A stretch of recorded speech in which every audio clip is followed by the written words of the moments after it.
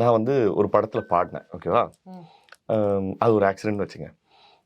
பாடினோடனே அந்த படத்தை வந்து என்னுடைய துரதிர்ஷ்டம் மறைந்த எஸ்பிபி சார் வந்து அந்த படத்தை பார்த்துட்டார்.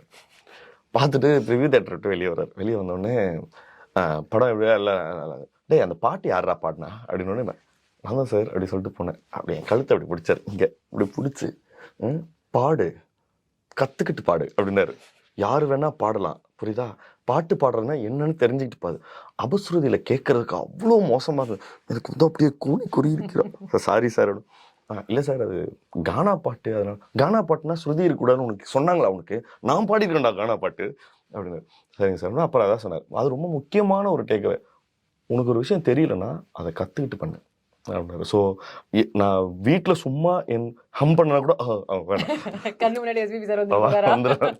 ஸோ அண்ட் இஸ் என்னன்னா, அதில் அந்த பெரிய மனுஷனோட இது பாருங்க, நம்ம சொன்னது அவனை ஏதோ ஹர்ட் ஆயிடுச்சோ அப்படின்னு சொல்லிட்டு நான் அந்த ப்ரிவியூ தேட்டரோட இதுக்கு போகிறேன். அவர் ஏதாவது ஒரு ஹியூமரை ஒரு காமெடி பண்ணி அவர் என்னை கூல் பண்ணுறாராம். உன் பேர் என்ன அப்படின்னாரு.